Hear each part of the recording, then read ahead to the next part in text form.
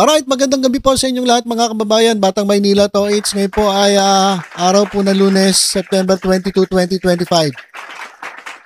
At kanina po ay nagkaroon ng press briefing dyan po sa Malacanang. At pinangunahan po yan ni PCO Yusek Claire Castro. Kasama rin po dyan ang DICT. At nagsalita din po si DILG Secretary John Vic Remulla at si Acting PNP Chief Nartates. Pinag-usapan po dyan yung nangyari po kahapon, yung kaguluhan sa Menjola. Kasi doon po sa Luneta, sa EDSA, at dyan po sa Liwasang Bonifacio ay nagkaroon po ng maingay. Pero masasabi nating peaceful rally.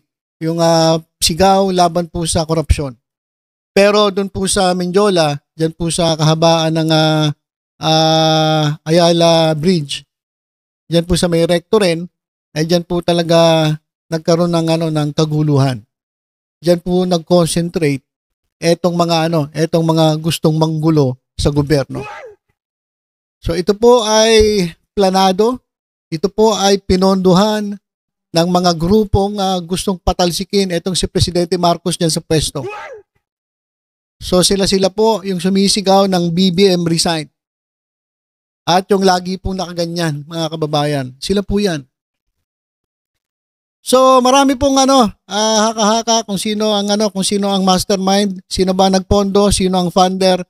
Pero lumalabas po sa investigasyon ng Manila Police District at sinabi rin ni Mayor Isko Moreno na ito ay pinondohan ng former politician o dating politiko na Filipino-Chinese at abogado. So yun po ang title na ibinigay dun sa nagpondo. At ang dami pong mga pangalan na naglabasan. Mamaya, puntahan natin yon. Sasabihin ko sa inyo kung sino-sino yung pinangalanan na sangkot po dyan sa pagpupondo at pagpaplano para manggulo dyan po sa Menjola. Pero dito muna tayo mga kababayan sa press briefing ni Claire Castro. Siya po ay nanawagan sa mga otoridad na imbestigahan si Chavit Singson. Bakit po? Pakinggan po natin Yusek Claire Castro. Kanina sa tanong patungkol kay Chavit Singson, ang gusto po ng Pangulo ay managot. Ang lahat na maaaring managot at lahat na maaaring sangkot sa marahas na nangyari. Iilan lamang, pero naging marahas ang ilan sa naging rally nitong linggo. So tayo na po ang makikiusap sa pamunuan po, especially kay Secretary John Vic Remulla, kay Acting PNP Chief General Nartates Jr. and of course sa DOJ, na busisiin mismo ang mga sinabi ni Mr. Chavit Singson. Dahil doon, inakit niya ang mga kabataan, especially high school students, college students, at karamihan dito malamang ay mga minor de edad, upang malaman nila at iniyahan ito na huwag pumasok sa eskwelahan. At habang hindi bumababa ang mga taong gusto nilang pababain. At sila pa, at si Mr. Chavit Singson pa ang nagsabi na hayaan ng mga magulang ang mga batang ito na tumayo para sa isang revolusyon para sa korupsyon. So, okay, so ito mga kababayan, papakita ko sa inyo yung video. Sa mga hindi pa po nakapanood doon sa video na nagsasalita si Chavit Singson, na iniimbitahan niya yung mga kabataan na wag pumasok, itong sinasabi ni Yusek Claire Castro. Ito po, papakita ko po sa inyo para po doon sa mga hindi nakapanood. Tulong lang po kami rito sa inyo. Ang mga opisyal naman, mga military and police, generals, mga officials, pabayaan niyo po yung mga anak niyo sumama sa protesta ng korupsyon. Huwag niyo silang pigilin para walang gulo.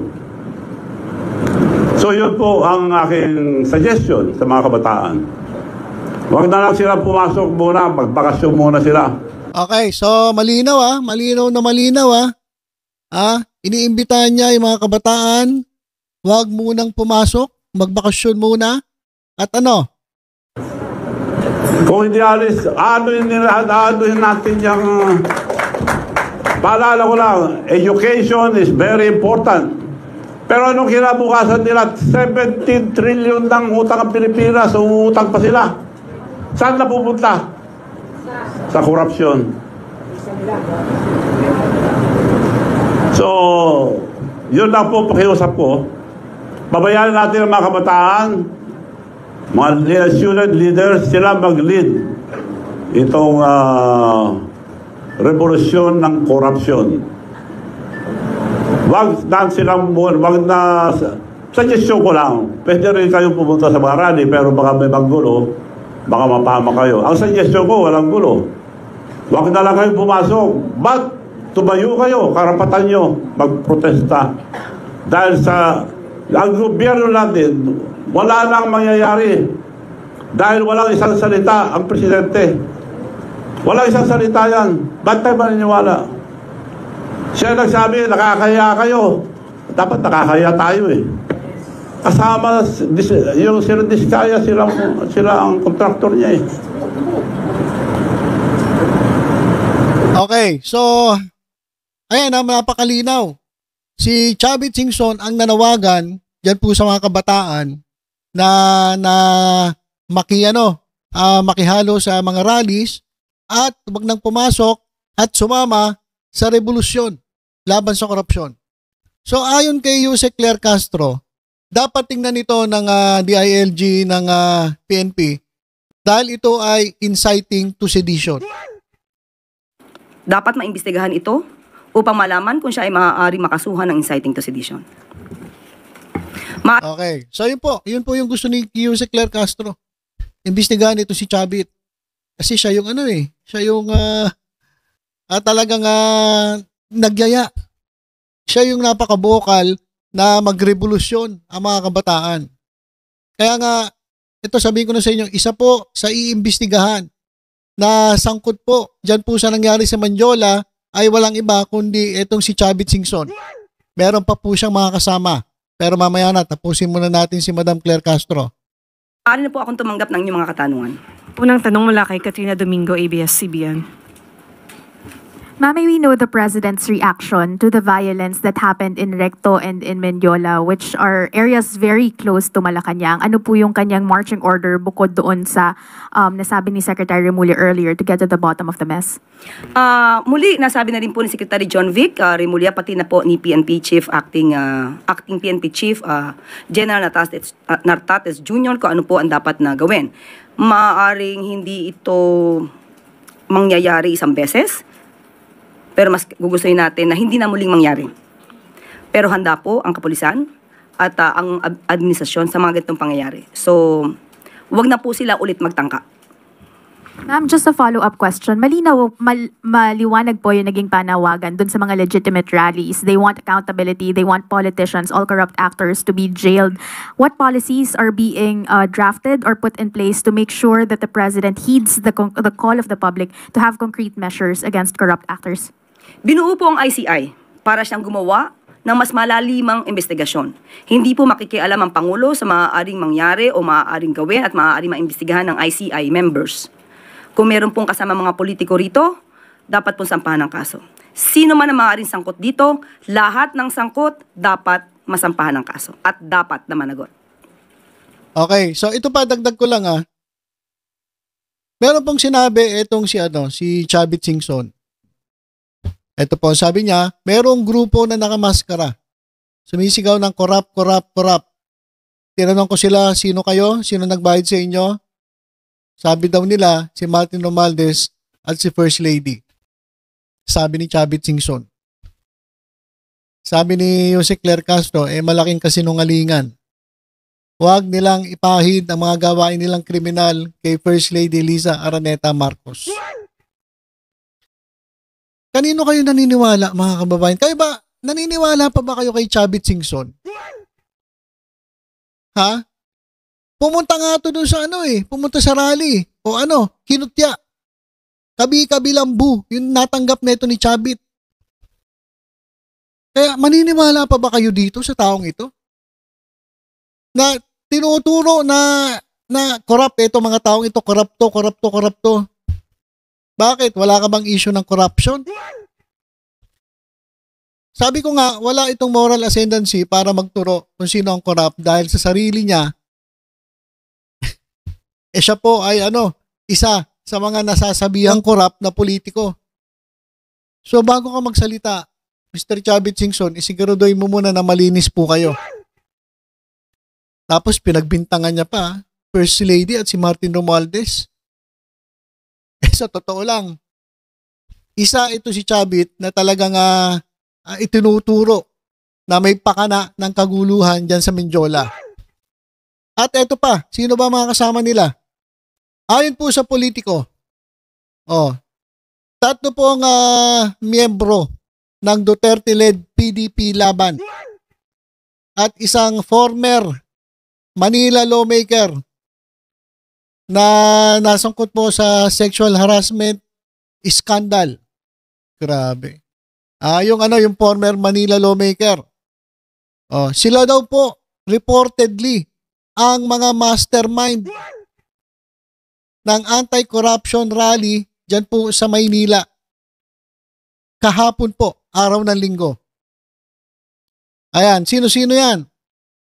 Pakana ng DDS, Duterte allies Vic Rodriguez, Topacio, Bernie Ang, ex-Marcos man Harry Angping, tag in Mindiola Mayhem. Sila po ang itinuturo na mga mastermind dyan po sa kaguluhan, dyan po sa Mindiola. So parang